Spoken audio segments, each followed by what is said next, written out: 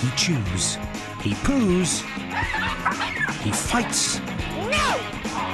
He bites.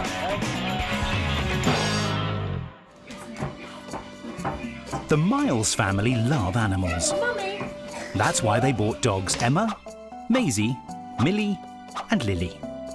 What, Olivia? You'd think 4 were enough, but when Emily spied Lakeland Terrier Toby at a farm, she had to have him too. I love him lots. It was one of those situations you couldn't really say no. Could have. Yes, maybe they should have done, because Toby has a short fuse. Since dog number 5 exploded onto the scene, chaos has reigned supreme in the Miles household. Toby is a dog from hell, a devil dog. He chews everything. Furniture, beds, toys, socks, his own basket, the skirting board. He even chews walls. Toby's absolutely destroyed everything. And he poos everywhere. Toby poos probably 3 times a day, all in the house. He'll just do it in the most awkward places, right by the back door. So when you're walking in the evening, you're highly likely to just slip straight over in a big pile of steaming Toby poo. Oh no, who was in here? Stinky dog. If it's dark, you won't see it. Your friends come in behind you. It's smelly and it's embarrassing. In my room, he always does like runny poos. He's a horrible pooer. There's poo and there's also food. Toby nicks it. And then fights for it. Disturbingly, he also nips people. Toby! Well, blokes. Toby! Particularly tall ones. Toby! Come on! Come on. His disdain for men even extends to Peter, whom he completely ignores. Toby? Toby? But perhaps worst of all, Toby leads all the other dogs astray with his bad habits. Determined to be leader of the pack, this little dog with a big Napoleon complex is always the first to bare fangs at other dogs. And stirring up trouble, Toby's always the ringleader. He is the worst behaved dog I've ever met in my life. We've had a few dogs and none of them have been like Toby. He's just awful. Things have now come to crunch point. Toby just throws a big furry spanner in the works and it makes having him not a pleasure. Toby does cause quite a few arguments between Peter and myself, especially the pooing and weeing, because obviously Peter walks in on that first thing in the morning and he can't bear it. I'd like to be able to get up one morning and come downstairs and open the door and it's just a poo-free zone. If Peter had his way, Toby's days would be numbered. It wouldn't be a problem for me to get rid of him, but I'd have to live with the consequences. The 4 younger children would be beside themselves. I think we'd have to sleep with one eye open, where Emily's concerned, because we'd be a contract put out on us, I think. But if he doesn't improve, he will have to go. Who better to sort Toby out and keep him with the Miles family than dog trainer Victoria Stilwell? When you take on a lot of dogs, you also take a lot of responsibility. And when one of your pack is causing problems, you owe it to him and to the rest of the dogs to get to the heart of the issue and sort the problem out. Now, a very special record going up for Mr. Max, and the record has to be Cat Stevens and I Love My Dog. I love my dog as much as I love you. Meet DJ Diddy David Hamilton's best friend. Max is a 4-year-old Gordon Setter. Previously an army mascot dog, his life was extremely regimented until the Hamiltons took him in 3 years ago. Now he lives like a lord, much to the exasperation of David's wife, Drina. He can do anything. David doesn't mind whatever he does. Max is allowed to lie on the sofas, drink from the taps, and he doesn't like to be left out of anything.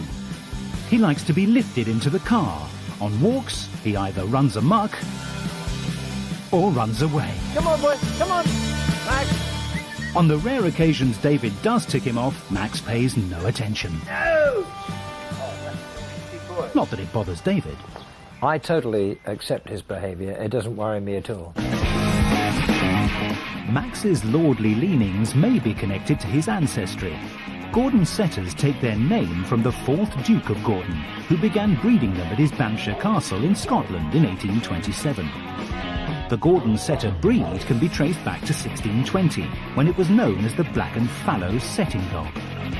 Max's colouring is rare. Their coats are usually black and tan. The sturdiest of all setters, Gordons are thought to be the hardest working of all gun dogs. Their eyesight is exceptional.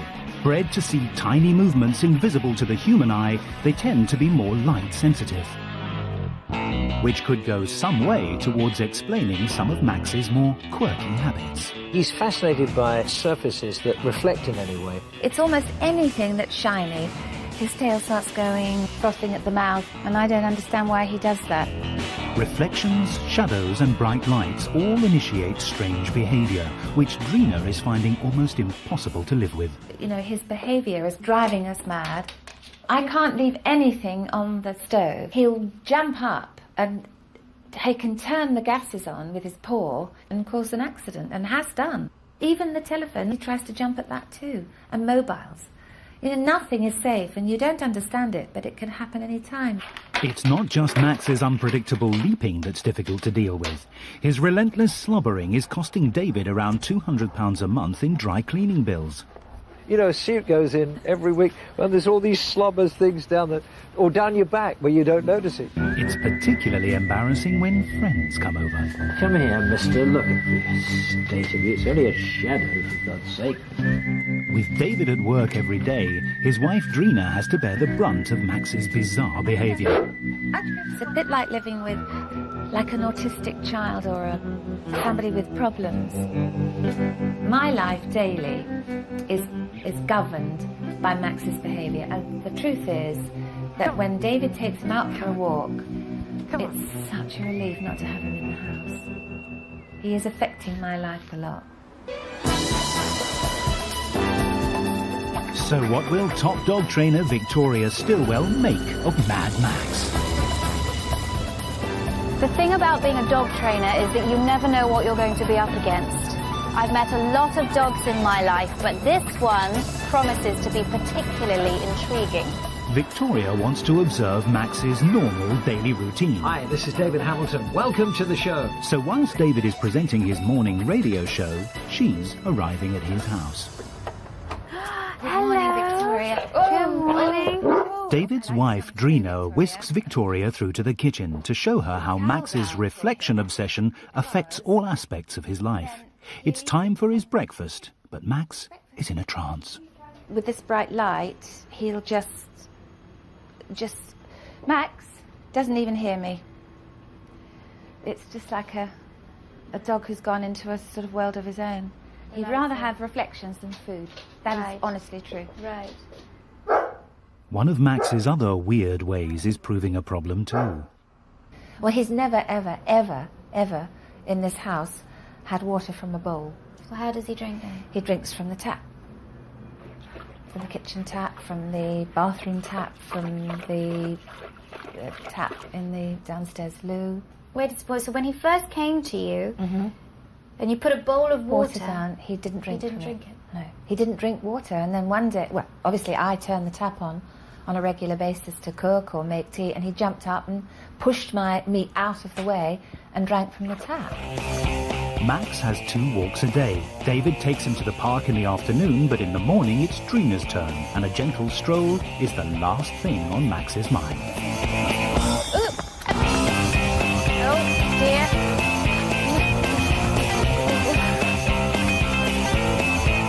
Oh, I see. He's broken my hand, pulling me over. He broke your hand? Yes. Pulled me into the road and broke my hand. Oh dear. Given me a black eye for Christmas last year, which was fun. Today, Victoria's heading to Bromley in Kent to meet Tallulah, a 2-year-old pedigree hairless Chinese crested. 6 months ago, 20-year-old ex-model Jade Towney and her sister Chelsea bought 2-year-old Tallulah thinking she'd be the perfect pooch to pose with. Jade got Tallulah as a fashion accessory dog, so she'd be like Paris Hilton. We did look at 2 Chihuahuas first because we were both going to get one, but it was too fat and it wouldn't fit in the bag. She is a bit of a poser's dog, so that's why I wanted her. Jade and Chelsea pride themselves on always looking good. But whilst Tallulah might be Bromley's best-dressed bitch, this little madam is displaying anything but model behaviour.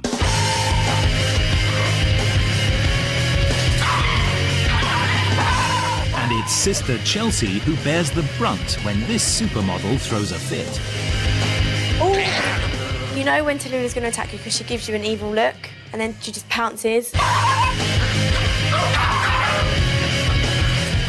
Although she's equally happy to attack friends, Tallulah! relatives, I think that dog tastes a biscuit as well as your finger. the caretaker, Tallulah is the dog from hell.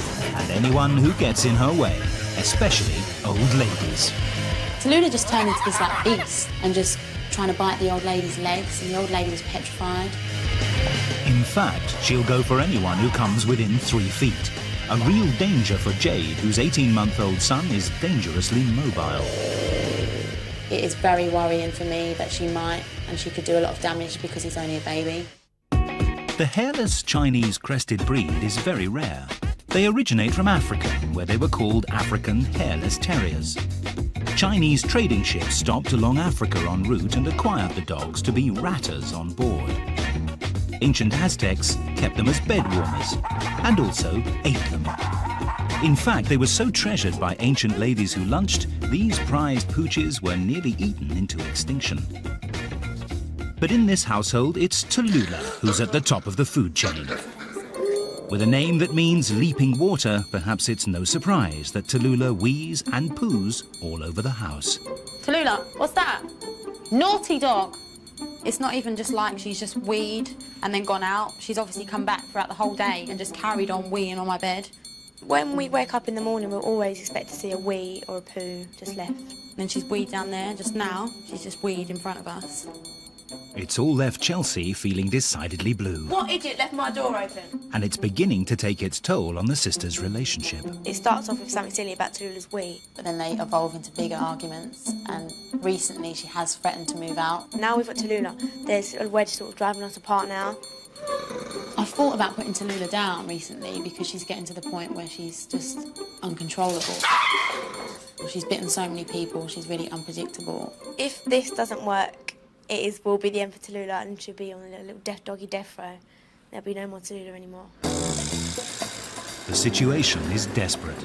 Jade has called in Victoria Stilwell. She's Tallulah's last hope. Dogs aren't fashion accessories, and people who do more posing than training can find that their lap dogs turn into uncontrollable and sometimes dangerous animals. Victoria will spend her first day getting to the root of Tallulah's problems. But Tallulah doesn't seem too impressed. Tell me what the deal is. When we have people round, Tallulah attacks them, she bites people. How many people would you say she's bitten? It must be at least over 15 people. Does she go for the leg or does she go for anywhere? She doesn't usually go for the feet, she usually go for the leg, the thigh, or if she can, she'll go for your face or your hands. I see she's very tense right at this moment. Was she like this when she came to you? 3 days after having her, we started to see the growling. It was the aggression started around me. If anyone came near me, she'd hide and growl. Where did you get her from? We got Tallulah from a breeder's in Essex. They were just empty concrete kennels with just concrete on the bottom. They didn't have any beds. Most of the other dogs were with other dogs, but she was alone. She was by herself? Yeah, and I saw her there, and she was really nervous. The very fact that she was alone in a cage at the age of 2 makes me think that this poor dog hasn't had a great start in life whatsoever. When you go and see a dog in the back of a cage, and it's shivering, the human side of us wants to mother and to take the one that's timid and cowering, but actually you took the liability. And Tallulah is a liability in every sense. I see some poo here. Does this happen a lot? Yeah, she'll half do it somewhere, then do it somewhere else. So that would be Tallulah in the corner Right. where no one can see it. Could you show me the other places where she wheezes? This is where she did it on the bed. I've taken the sheet off to show you, a big wet Oh, patch. she's weed all... Yeah, she'll wee and she'll carry on laying on the bed. And obviously no one wants to sleep in that. It's just disgusting. No. Fully briefed on Tallulah's toileting habits, Victoria wants to observe the behaviour that's giving everyone most cause for concern. Tallulah's terrible temper. I want to see how close you can get to her before she starts getting... So, should you sit on the sofa? Okay. I'm going to come stand next to you. And then if you just come a little bit towards her and see what she does. I don't want to... Okay. So back away, that's fine. Just back away. But will Tallulah dare to try it on with Victoria? She is giving you warnings, isn't she? She's watching you. There you go. And then she sees you coming close, and then she does the mouth. All right. Jade, do you mind going out the door now? All right, yeah. Don't let her follow you. Okay. But if you went to go up and touch her now, she wouldn't like it, or would she be fine? She normally would just sit there and she will shake, but she won't like it, but she won't do anything about it. She won't do anything. Do you mind if I just see that? Yeah, that's fine. Just you know, go up to her and just... No. Okay, don't.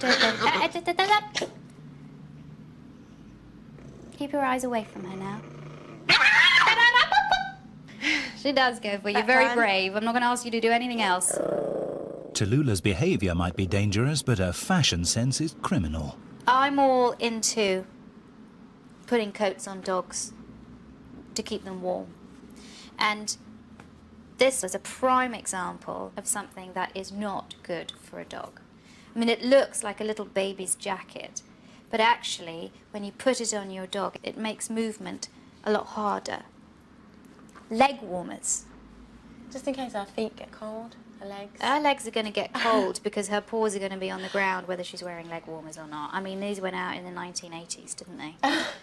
Why did you want to have a small dog? I do like the idea of having a little lap dog that I can carry in my arm and dress up and take out, so there was the novelty factor. I see dog as a dog, not a fashion accessory, and a lot of people that do have these little dogs just as a fashion accessory should not own dogs. I don't agree with it. If things get worse, you'll have no reason to use these anymore. Right. This is Poppet the Terrier, who's a good girl. And this is Pongo the Dalmatian, who's a very bad boy. They live with the Beck family. But this Dalmatian has 101 behaviour problems. If he were a human, he'd have an ASBO. Pongo nicks everything. Cakes, tea, the fruit from the fruit bowl, and the very food from his owner's plates. But his worst crime is biting. Pongo's attacked the family and their friends. Well, I went to go stroking, right, then he lashed out really quick and bit me. And he's doing it more and more frequently. Gary and Jackie got Pongo from a rescue centre 2 years ago. He's a disturbed dog. I think he's got 666 tattooed on his ear somewhere. And no one comes to play at the Beck's house anymore. All our friends are really frightened of Pongo. If he gets to him, he usually bites him. One visiting 8-year-old girl ended up in casualty. Pongo bit the top of her arm. Not only did he bite the top of her arm, but he floored her onto the ground and he was actually stamping on her. I would not be happy if my children went to somebody else's house and their dog was biting them. My dad keeps on saying he's got to go and that, and Mum don't want him to go. It's like living with a lunatic. Yeah. You know, it's like having a dog that's on some kind of drug. He nicks food off the table. Pongo, no! He keeps on moaning for stuff and you have to give it to him or I'll just snatch it out your hand. We call him a rob dog. If you're watching telly, you know how you put your coffee cup down on the table and he's there. His tongue's straight in it. We came back from holiday and we actually paid for 2 extra days in the kennel so we didn't have to bring him home. But that is the stage we had got to.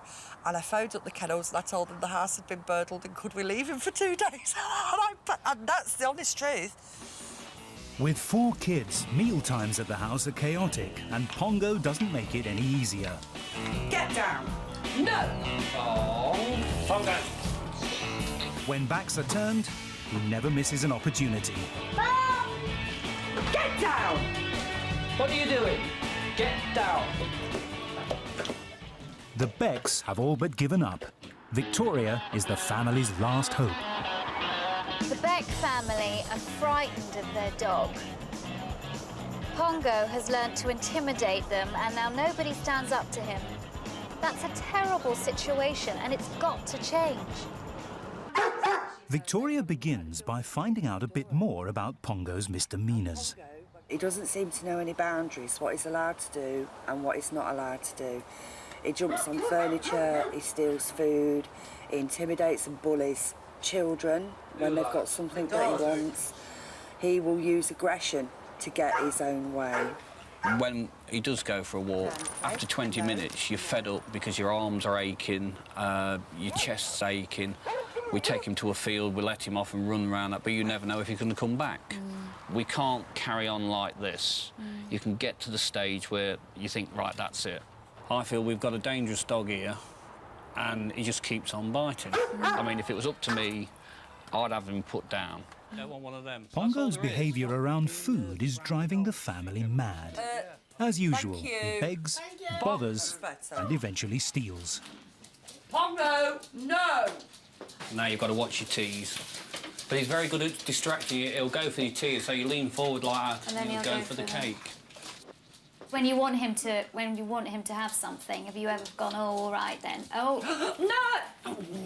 Pongo's such a brazen thief that Victoria is convinced that he's used to receiving tidbits. Not having it. Everybody, have you ever fed him from sitting down?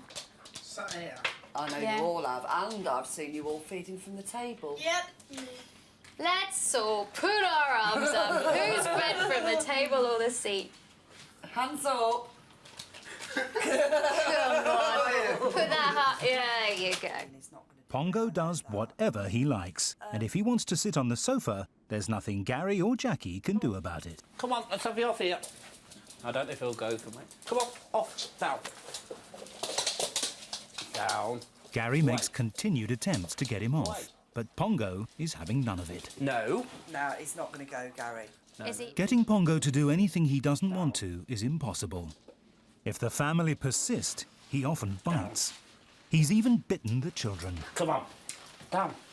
As Pongo becomes more agitated, Victoria is aware of his aggressive body language. And the tail stops wagging, the tail goes slower, and he looks at you, and he stares at you. You're going to be bitten. He's going to go for me He's there. going to bite. Victoria suspects that the family have been too heavy-handed with Pongo. This is a really serious question because I really need to know. Right. Has he ever had more than a little smack on the nose? Yes, I've punched him on the nose. Right. Because he went for me. He actually got my finger there, and if I hadn't had hit him, he would have gone like that and really ripped it. By the end of the day, Victoria feels she's beginning to see the real Pongo. First of all, you think that Pongo's a real bully. But what I see is a dog that's confused. And he understands nothing. The next thing is I see a complete inconsistency. Is he allowed up on the sofa? Is he not allowed up on the sofa? Come on, let's have you off here. Leave it. You missed that bit. The thing that really, really concerns me, though, is when you hit a dog, what do you expect? No! Naughty. Aggression begets aggression. Oh, don't bite me. They are going to have to change everything that they do with Pongo. I mean, everything. This is a mammoth task. The next day, Victoria lays down the law. You do not hit your dog in any way, shape or form. All aggression stems from fear. If I'm like that at you... Yeah. Immediately, what is this person going to do to me? Pongo is one out-of-control mutt. For 2 years, he's run rings round the family, both inside the house and out. 1, 2, 3, 4.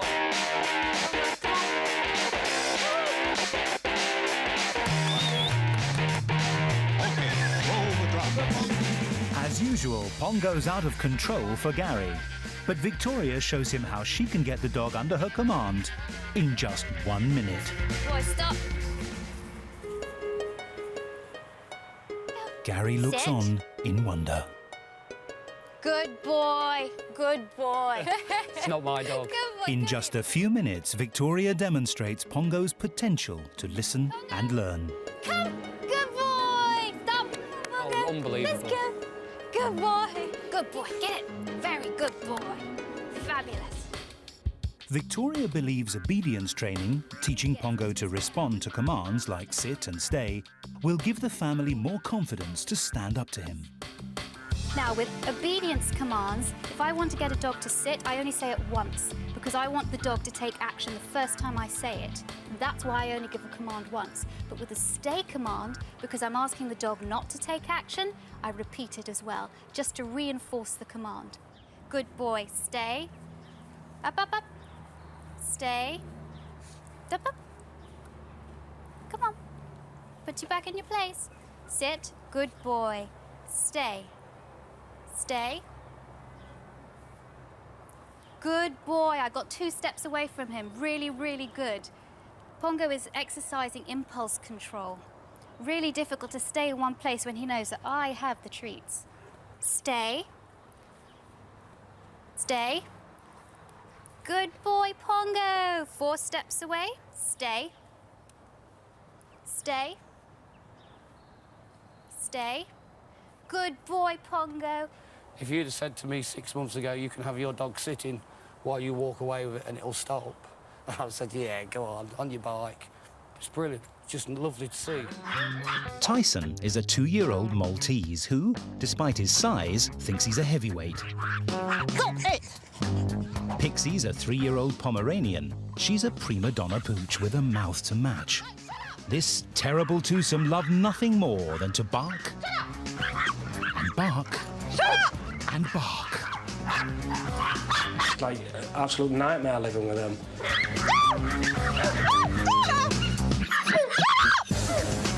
I'm totally at my wit's end because as far as I can see, I've tried everything.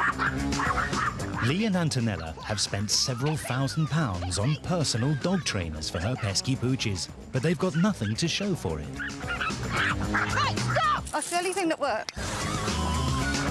A walk in the park is just embarrassing. See, that's what I'd like to be able to do. When we go for a walk, it's like a circus act. Stop it! It's a nice dog. Just be nice to the dog. By day, Antonella's a busy tabloid journalist. While she's out chasing stories, house husband Lee battles it out at home with baby Tia and the very noisy dogs. A bit fed up for sticking at home with the dogs all the time. No, Tar, lock him in.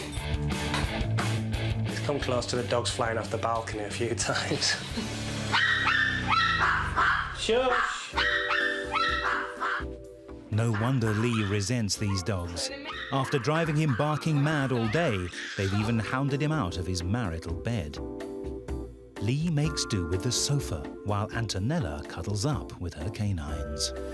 He sort of said to me, it's either me or the dog's in the bed, and I've got to admit that, you know, they're my little babies, really. Obviously, I'd prefer it if he was in it, but, I mean, they sometimes come up and give me a bit of love before they go to sleep. I feel like the dogs have got one up on me.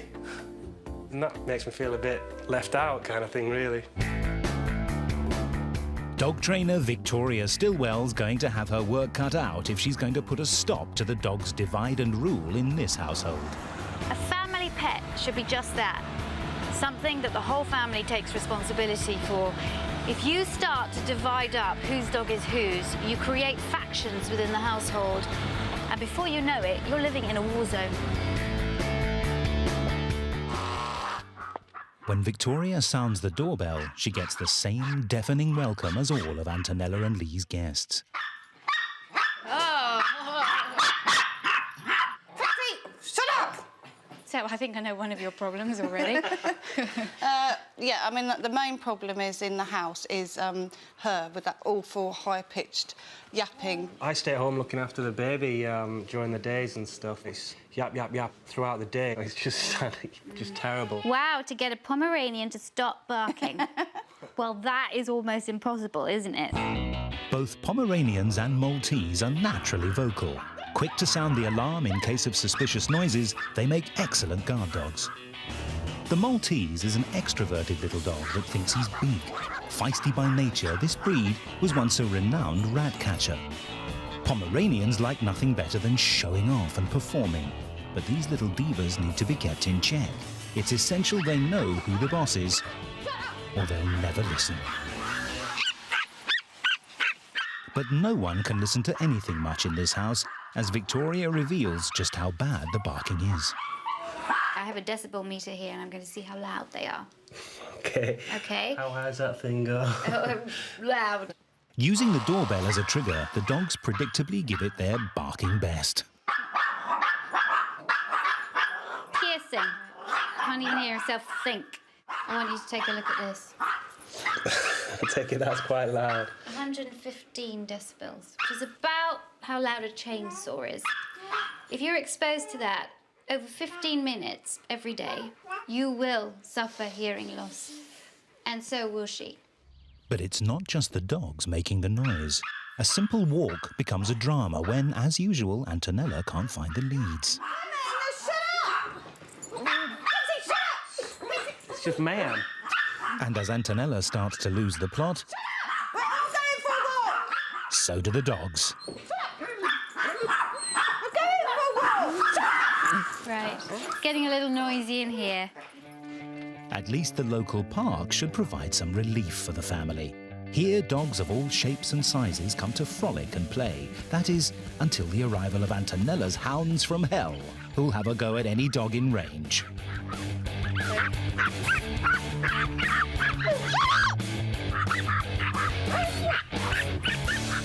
I've had enough today. Victoria is shocked to see Antonella's unique way of pacifying her pooches. Sorry. The only thing I found effective is to hoist them up like that. For the few seconds that the dog goes past, and that shuts them up like that. Then I nightmare. See? A nightmare. What we envisaged, you know, was lovely family walks all together, and as you can see, we just can't do it. I mean, it's a nightmare. And even when the dogs leave the park, they're in the driving seat. Literally. Don't you find it really awkward to operate the steering wheel? Yeah, sometimes. Because the other thing, sometimes they get up and they get to the window and then they're sort of over my arm. Oh, my God. You really do let these dogs get away with everything. I'm absolutely shocked at the way that Antonella's driving. If she has an accident caused by those dogs, she's going to crush them. She's going to be hurt. And what about baby Tia in the back? It has to stop. But with such a difficult past, Lottie's growing up to be a right little rebel who jumps at everyone. Lottie, no! No, I'm sorry. And everything. Gets herself in a terrible spin. She's in cuckoo land. Absolute cuckoo land. And legs it at every opportunity. Lottie! Lottie! Lottie! I want a nice family dog. I want a nice family dog to take for a nice family walk, and we haven't got one. Oh, Jesus. She's bleeding. With nearly 2.5 million road accidents caused by dogs in the UK, Lottie's instinct to run away is a real concern. Lottie! And even when they do get her home, she destroys Jason's pride and joy, his garden. I've put an extreme amount of work into it, literally back-breaking. The lawn was £200. Plants and shrubs was probably another £300. There's no way I want to go spending more money just for this to happen. I reckon we spent about £1,000 in total. There's just no let-up on it. It's one thing after another. He's livid. He hates it. So he goes to work, leaving a beautiful garden behind. He comes back to work next day with holes dug in it. I give up. I just absolutely give up now. Why put any more effort into something that's just going to keep being torn apart? The dog's got to go. But Sarah isn't letting Lottie go anywhere. She's not going. The arguments can continue. And if you can let down a 2-year-old and a 7-year-old, you're a stronger man than I am. But if she's going to keep doing this, what do you want to do? Sarah's short-term solution is simple. Lie. We don't tell Jason about that bit. She's dug a hole and I've managed to cover it sufficiently. He needn't know that there was a hole there. Jason's answer is to give loopy Lottie to the dog's home. Come here! I'm fed up with this dog now. Don't want it no more. Get rid of the dog. With Lottie's owners so divided on her future, can dog trainer Victoria Stilwell bring some harmony to the household? Allowing your dog to divide your household is madness. Rowing over your dog is not just going to make you unhappy. Without a united front, it's going to make your dog's behaviour a lot worse. It's a vicious circle that has to be broken. Before Victoria lays down the law to Lottie, she'll spend the day observing her behaviour. But naughty Lottie's got other ideas. Who's that? In. Okay. All right. Wait a second. There you go. Okay. Oh, good girl. Hello. Hi, nice to meet you. Nice to meet you. Well, that was an escape, wasn't it? Hello. All right. We're lucky she wasn't halfway down the road. Yeah, oh, my gosh. Once safely inside, Lottie jumps at the chance to get to know Victoria. Whoops.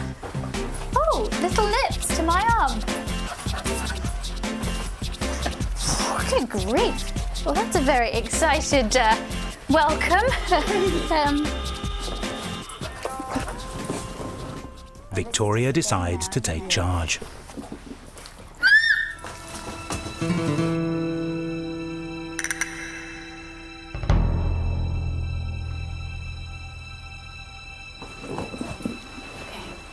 You've got a terrier. I know. You've got a Patterdale Terrier. And that means a hound with a whole lot of energy. Patterdale Terriers are working dogs, bred to be fox and rat hunters. They're designed to run, and they have a natural burrowing instinct. They're highly intelligent and very obedient when trained, but they can be incredibly high energy. Lottie's so high energy, she regularly resembles a canine Catherine wheel. How long will she spend spinning like that? It could be 10, until something 20 else minutes attracts her until something attention. else. It's all very quite random. She can go on and on and on and get herself really excited, whereas always she's sort of flipping and spinning. Right. And obviously I've got two children. I can't be on her every time she does it. No. Lottie's behaviour may seem a little bit bizarre, but I also do think it's a product of the terrible start she had in life. And it's a thing that she does to relieve stress and expend excess energy. What we have to do is to find a way of channeling that energy into something more constructive. At the moment, any energy the whirling dervish has left is channeled straight into Jason's lawn, and he's had enough. I'm angry that, like I said, I spent so much time and hard work out here, and it's just all gone to waste. Okay. So that really annoys me. I want Jason to enjoy Lottie. I want Jason to see what sort of a dog she really can be. I can see it. Jason just sees the hyperactive go, go, go. So I want to prove to Jason that Lottie can be a lovely dog, and she is a lovely dog. I can tell when a dog's not happy. And I haven't seen any signs yet that this dog is not happy. Okay? Good. Hey, it's okay. I know when you bring, you found her, I know. You rescued her from a horrible situation. And now look what life she's got. Sure. Oh my I'm glad she's happy. It's lovely to hear that she's happy. I'm glad these problems she's having isn't because she's stressed or she's unhappy or she's bored. I'm glad she's happy. As Lottie's behaviour at home is so extreme, Victoria's keen to see what she's like in the great outdoors. Do you want to let her off then? Yep, Lottie, wait. Lottie! It isn't long before Lottie gives everyone the slip. Lottie! Lottie! Lottie, come on! Lottie! Come here! Whoops, we've lost the dog. How long would you have to wait before she would come back to you? 20 minutes, half hour, an hour and a half. depends how she's feeling and what You've she's actually doing. called me and it was getting near dark one time to come and get her. Lottie! Lottie, what's this? Lottie, come on. Lottie. Oh, we found her again. It's okay. We got over here. This is probably one of the worst cases of recall that I've seen, particularly because I think it's actually quite dangerous. Even though we're in the forest, there are roads around here, and she does run off very far. Victoria thinks the only way Lottie will ever cooperate with Sarah and Jason is to get them both working together. Victoria's heading to the south coast of England to meet Rex, a 2-year-old Patterdale Terrier. Rex has lived in Hythe since he was a puppy with 14-year-old Rebecca Harris, her mum Victoria, and her mum's dog Duchess. Duchess is good as gold, but true to his breed, Rex is programmed to be a defender of his territory. And that's part of the problem.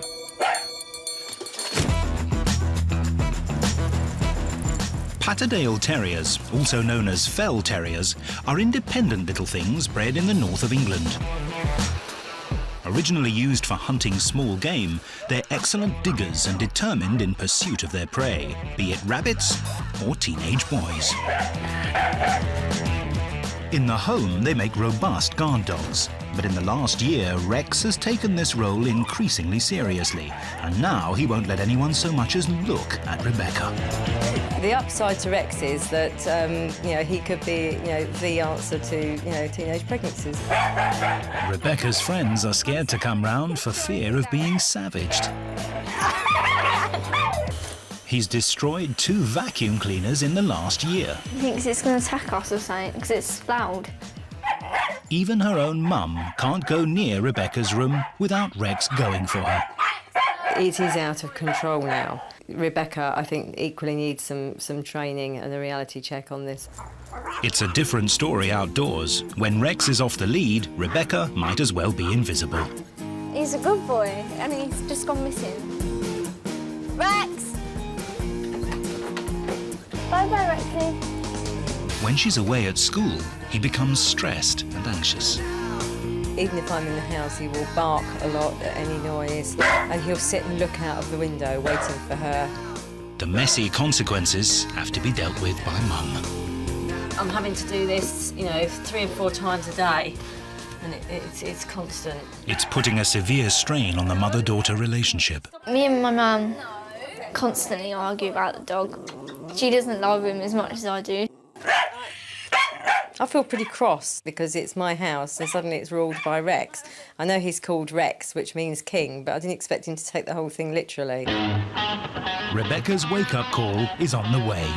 10 years' experience of dealing with aggressive dogs means Victoria Stilwell is perfectly equipped to take on Rex. When dogs overbond with their owners, it can cause all sorts of problems. But when a mother can't even give her own daughter a hug without fear of being attacked, you're in big trouble. Hey, hello. Thank you.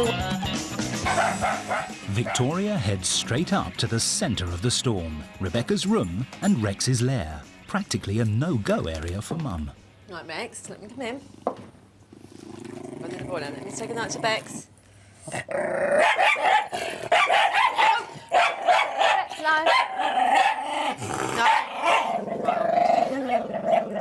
No. Come on. Calm down. Let me say goodnight to Becca. Let me speak to her. What have you done about this? I try and control him best as I can, but it's so hard because I don't want to get bitten and he might turn on me as well. Now that obviously must really produce a great relationship between you two. Yeah. If I get rid of Rex, then I lose her. Because in her eyes, that's it. She's told me if you get rid of Rex, I'm off. Let me tell you one thing, though. Let me tell you it to you straight. If he goes and bites somebody, He's you have to have put down. absolutely no choice in it. No, Rex. I think for everybody's safety, I think you should go. Yeah. Rex, I think you should go. Just hold him for a minute. This is Becky's mum's house. This is her house, and yet she can't walk into one of the rooms because the dog is going to attack her. The arrival of Rebecca's friends shows Victoria it's not just Mum on the receiving end of Rex's snarling aggression. Calm down. Whoa. Is this scary for you? Very scary. It is. I am surprised that Becky has any friends over at all. I wouldn't come into this house if I was a friend of hers and the dog did that. The fact is that she sits on the sofa and kind of smiles and giggles about it. The more Victoria sees, the more she understands the cause of Rex's anxiety. So you feed him tortilla crisps, do you? Oh yeah, it's our favourite thing to sit and watch a lovely film with, isn't it, babies? She does indulge him as you would a child. Yeah, he's my woo-woo, my little baby. I think he's probably one of the most aggressive babies I've ever met. And it isn't long before Victoria gets to see baby Rex's aggressive side once again. Oh, whoa, Rex,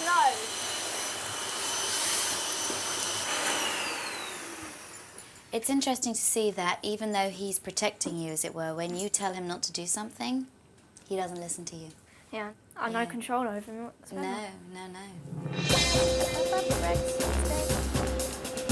Victoria wants to see what happens when Rex is left on his own in the house. When they return half an hour later, a nervous Rex has left them a special welcome home present.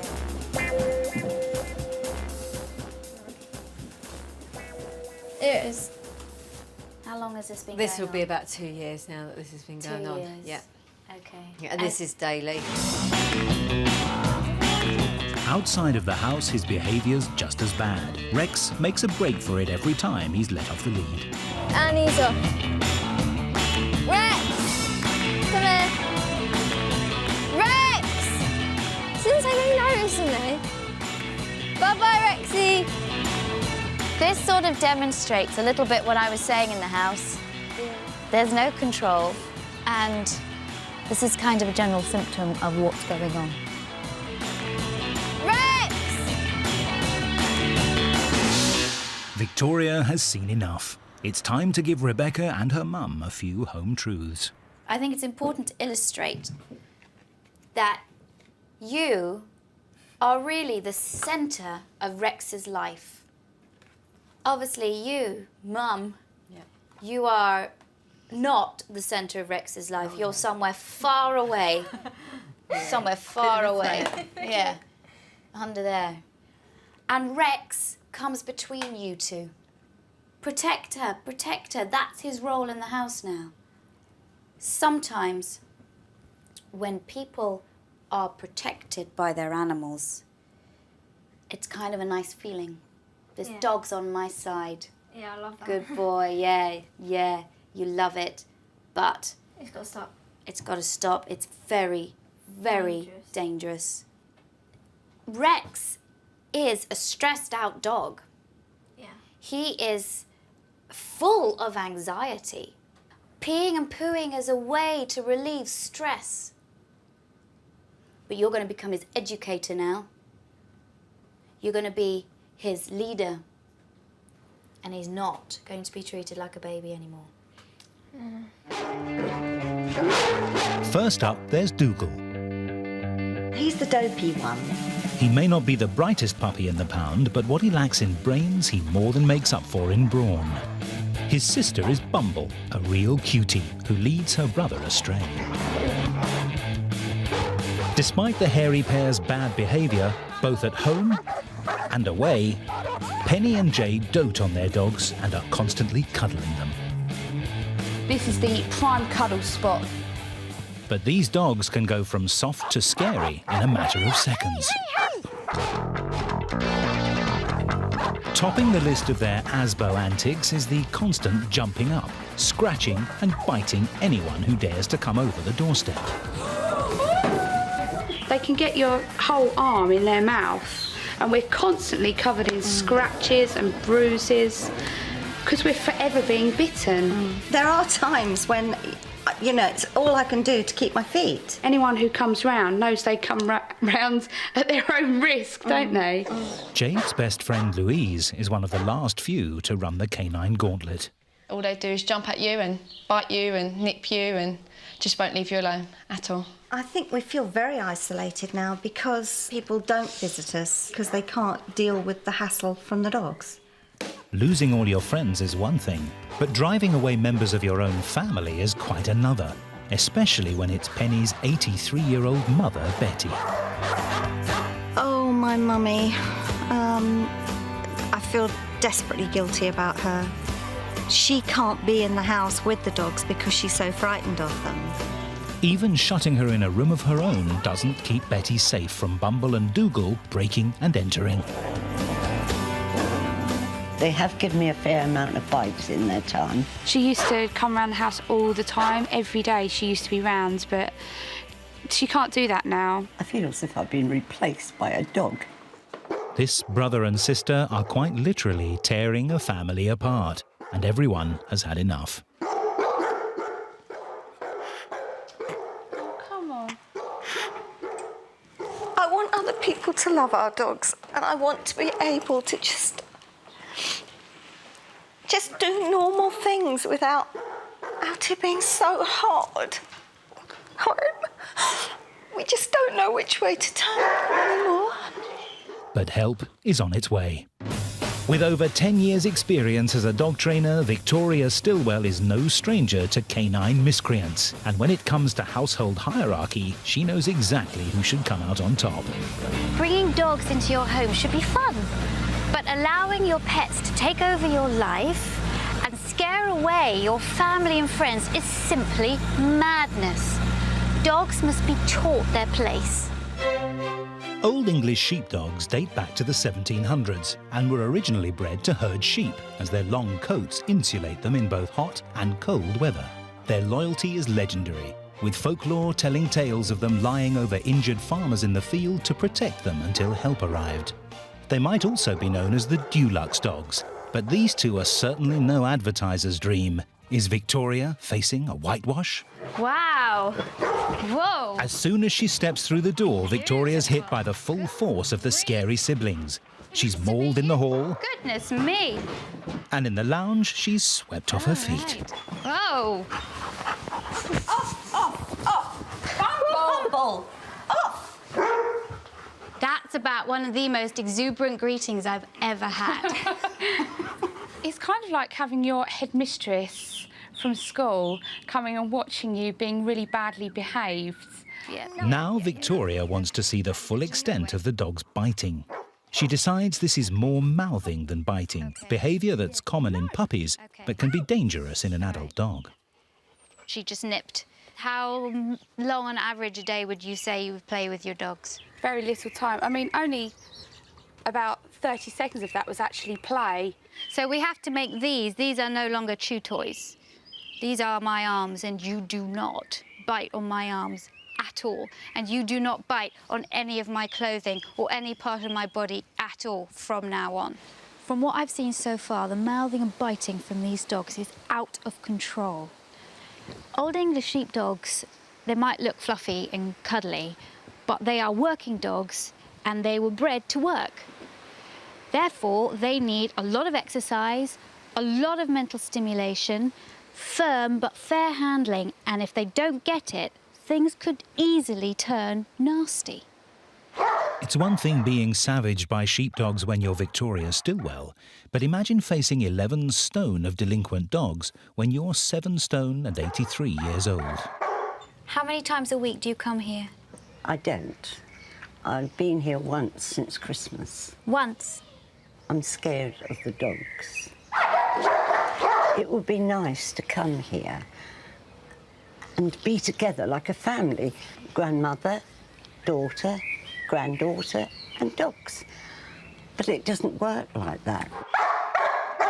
There's something wrong here somewhere, darling, don't you think? Yes, and that's why I'm here. After a busy morning of being bitten and jumped on, Jade takes Victoria out in the car for a nice trip to the seaside. That is until Bumble and Dougal spot another dog on the pavement and decide to try and say hello. And once they've started, there's no stopping them. Not content with the backseat bark fest, Dougal tries to get up front. And they're too strong. You know what? I have to say, this is an accident waiting to happen. Before Victoria does permanent damage to her ears, it's time to ditch the car and take the gruesome twosome for a gentle stroll in the local park. Or maybe not. With doggy friends to be made everywhere, Bumble and Dougal can hardly contain themselves. Penny and Jade aren't finding it a walk in the park either. Bumble and Dougal are not aggressive dogs, but the things that I've seen today, such as the mouthing, the jumping up, barking in the car, barking crazily at other dogs when they're out on a walk, all have the potential to be extremely dangerous. Now, Jade and Penny obviously love their dogs, but they've taken on 2 dogs, and I think they're out of their depth. It's embarrassing, it is humiliating, and you know that people are looking at you and your dogs and thinking, for goodness sake, why can't these people get their dogs to behave? As Jade is a teacher and her mum an ex-teacher, Victoria takes them back to school for a firm lesson in canine discipline. If you let those kids that you teach with get away with anything, do you think they'd respect you? Of course not. And they'll keep pushing it and get away with however much they can get away with. It's exactly the same with your dogs. I've drawn here 3 triangles representing really what's going on in this household. Your dog's up here and you're here. And what you're not being to your dogs is a really good teacher. I do think you give them way too much attention. Way too much attention. This is a cuddles chart. The only affection that you're going to give your dogs from now on is 1 cuddle per dog, per person a day. Oh, no. Okay? That's gonna be hard. You watch a pack of wild dogs, you watch a pack of wild wolves. The leader doesn't give free cuddles. The leader is very calm. And all the other little dogs, or the other wolves, come round and constantly licking the leader's face. You're the little puppies coming up and stroking and fawning over all your leader dogs. Oh, God, that's so embarrassing. If you follow the training, your dogs will begin to see you in a different light, and they will begin to respect you. The most difficult thing is going to be the cuddles. I'm going to find that so difficult because pretty much the whole time I'm with the dogs, they're having cuddles, aren't they? I've given Penny and Jade a really tough regime to follow, and it's going to be hard, but they have to cut down their affection for those dogs, and this is just the beginning. Day 1 of the training. And to kick off, Victoria wants to show the terrible twosome just who's in charge. Back. Back. Back. Wait. Up. Wait. In a matter of minutes, Victoria has shown Bumble and Dougal who's boss. Thanks for watching. If you love It's Me or the Dog and want more dog training tips and tricks, visit my official site positively.com. And if you're interested in learning more about becoming a dog trainer, check out the Victoria Stilwell Academy. Links to both sites are in the description. I'll see you online.